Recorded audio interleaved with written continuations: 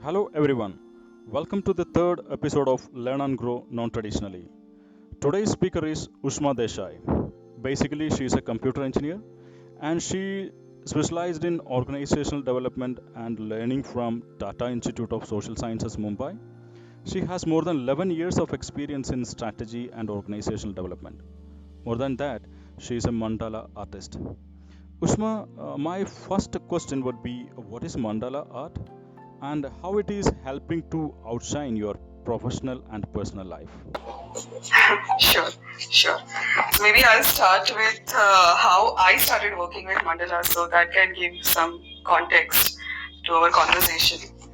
As you rightly said in the introduction that I'm a computer engineer and after my graduation, after like completing 7-8 years of experience, I chose to pursue my post-graduation and that was in organization development and change at TIS Mumbai. So after working for 7-8 years, going back to college, completing assignments required a lot of reading. Yeah. And also we had assignments and when we talk about organization development, it has its roots in human behavior.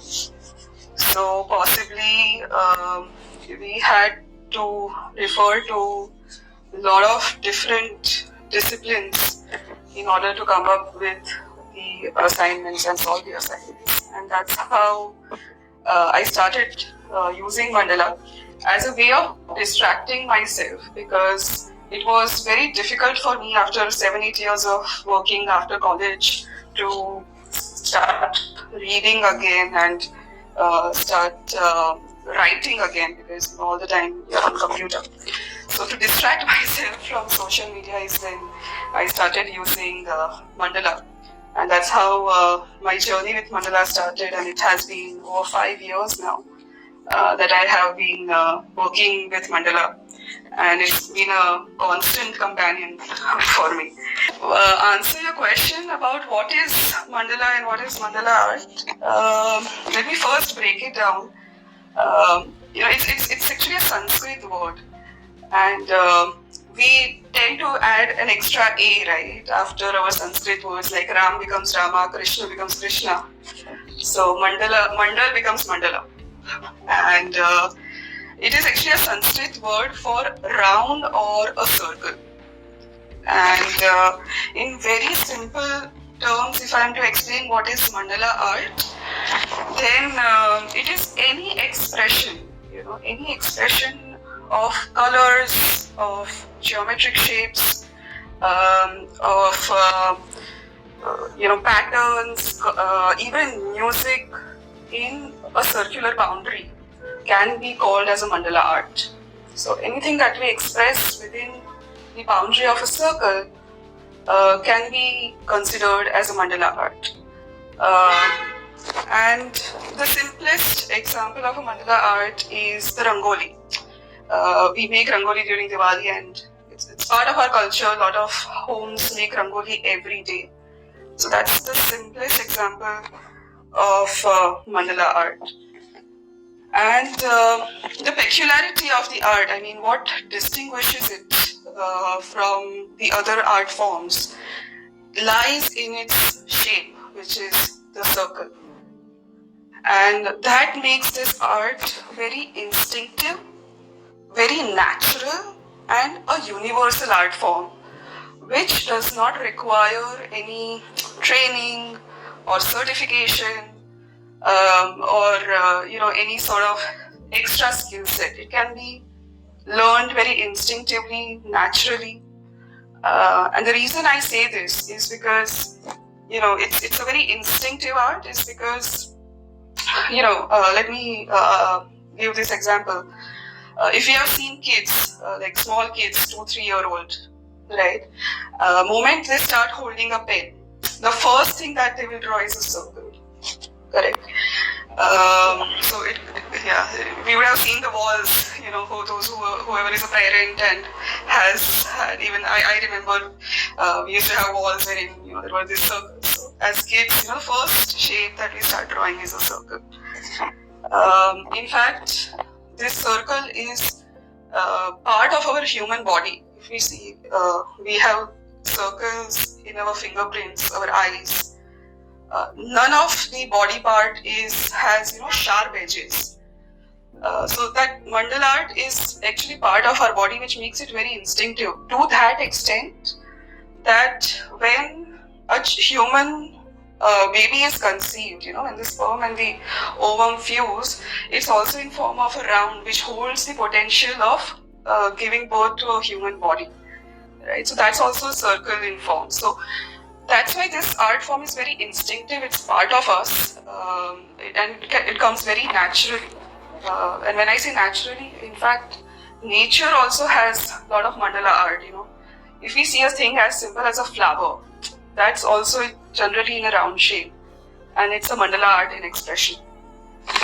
And this art form can be found across the religions. So it is not specific to any specific religion, though it has its prominence in Hinduism and Buddhism. Iranian, Persian, as well as Russian culture have mandala art forms. In fact, there are mosques in Istanbul which have beautiful, intricate mandala patterns. And since we are talking about mosques, there is this entire religion. There is this Sufism, and you would have seen those whirling dervishes, right? Rumi and all. They are also a form of a mandala art. That's a dynamic form of a mandala art. So anything which is expressed in a round form can be looked as a mandala art. And these three peculiarities make it very easy to fall back. In fact, when I was growing up, I grew up in my parents are doctors. So we had a lot of inclination towards science and mathematics. And I used to literally dread going to art classes, so much so that I couldn't even draw a straight line using a scale. So, and I hardly got great marks in my engineering drawing. But when I started doing this mandala art, it came very naturally, and it is a very natural art form which is there. And what is its impact, right? The impact is that if you see in a circle, there is no start point and end point. Everything is connected. So the impact of mandala is that it is a very powerful tool for establishing connection with your own self as well as with others. So if you would have seen a rangoli pattern or any mandala art in a temple, everything is connected, right? And we come from a history of disconnection, of fragmentation. And what I have experienced is that mandala art helps a lot in going back to yourself, connecting with yourself. And the moment you connect with yourself, you start seeing those patterns and relationships all across. So that is about mandala art. And are we willing to do an exercise if to understand what it means to establish a connection? Yeah. Yes. So what I would suggest, right, everyone to do is hold both of your hands as if you are trying to shake your hand, right? Both left and right hand in form of a handshake. Can you do that? Yeah. Yeah. And try to press your both hands against each other as much as possible. As much as possible. Okay. Each other. Yeah, just hold your hand as tightly as possible. And now release it. Mm-hmm. Yeah. So you felt a release, correct? So what the initial part? What happened when we held the hand tightly? Mm-hmm. There would be Did you feel any tingling, uncomfortable sensation? Yeah. It's a kind of a stress. Stress, exactly. Yeah. So this is what disconnection feels like. When you're disconnected from your own self, from the others, that's what it feels like, that stress.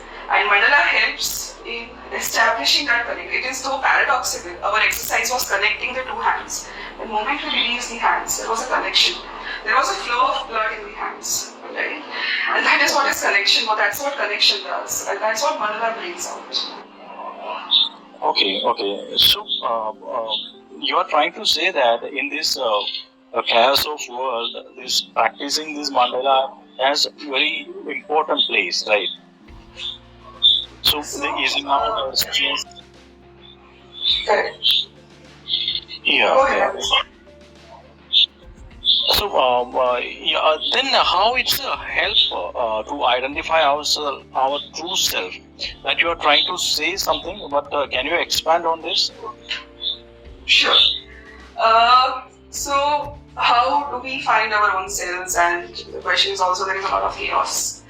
I would like to define chaos as something which can be felt but cannot be expressed. It happens many times that we are trying to make a decision. We know that there is some data which is missing in making this decision, but possibly we go ahead and make a decision, and then things go wrong. We try to call it as a gut feel, that my gut feel is saying that this may not work, and then the chaos starts.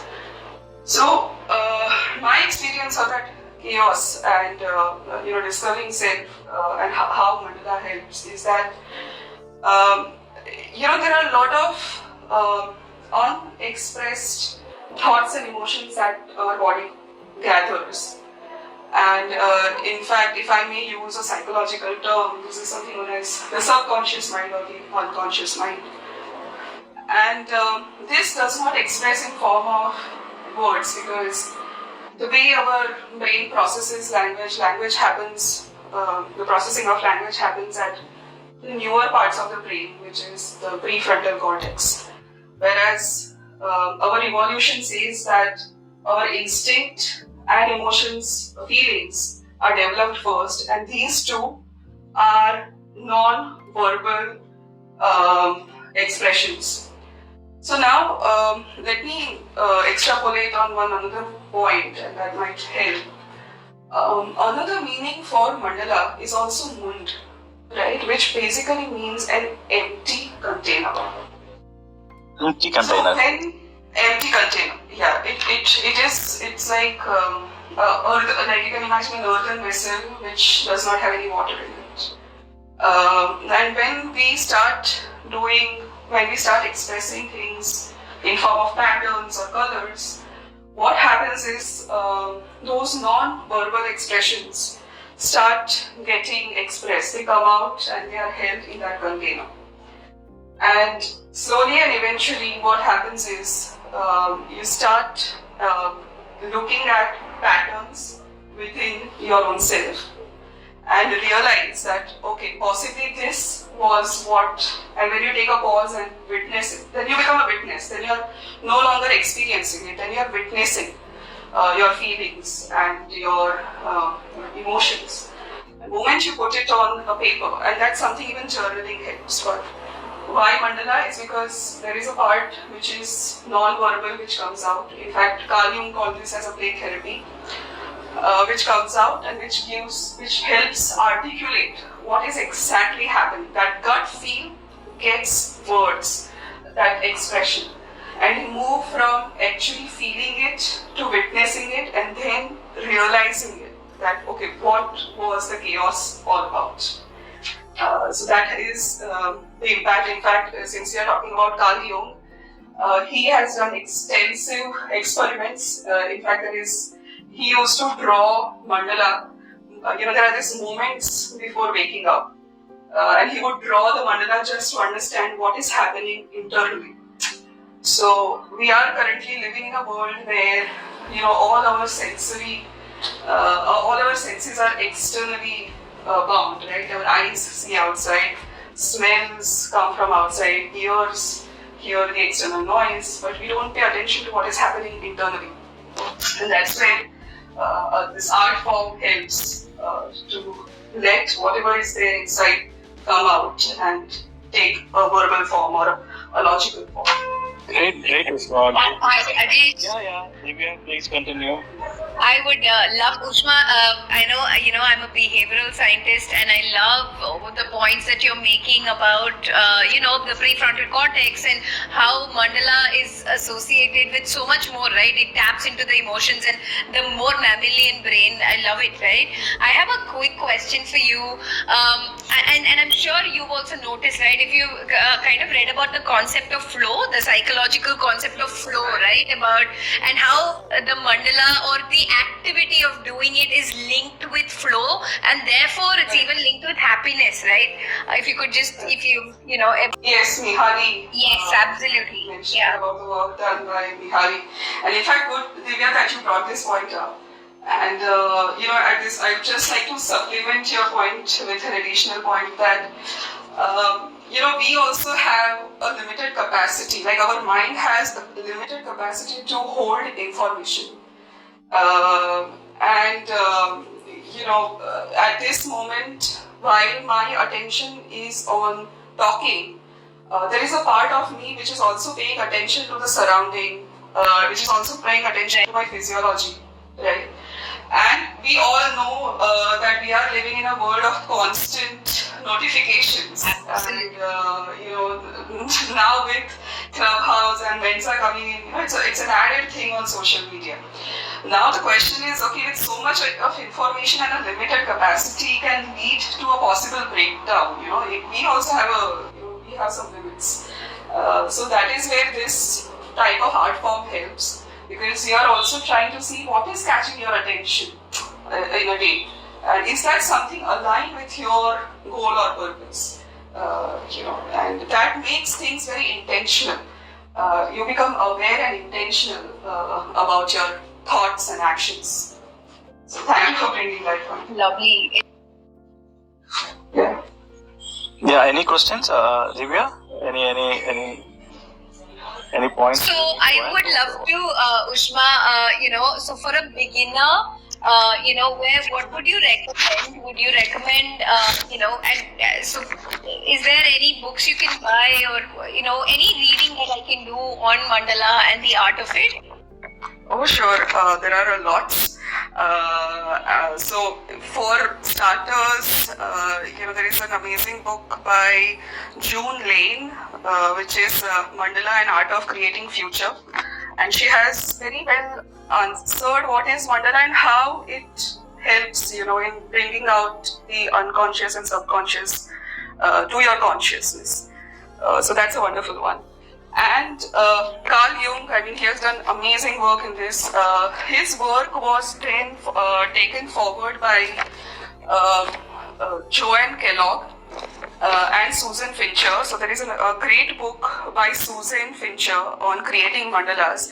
And in fact, they have seen a pattern which we as humans follow in our personal development. When we grow, all of us are aware of our physiological growth.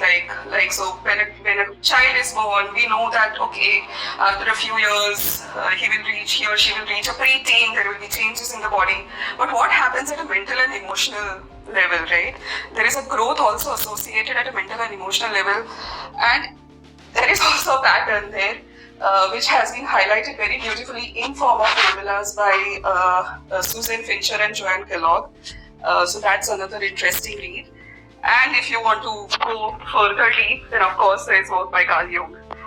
There is something on play theory that can be referred. Yeah. So it's fascinating, right? Because I think, as you're talking about it, I was Googling it and he talks about the collective unconsciousness that it kind of thinks about. It's really, really...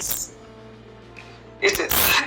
So, that's, in fact, you can see a lot of similarity in our world, right, in the here and now that we are experiencing. Exactly. So that is the collective unconscious. Yeah, Ushma, when you are discussing about this, the knowledge part, the growth, the internal growth, Yes. how it is related to the education and learning, the Mandala art? Sure. So,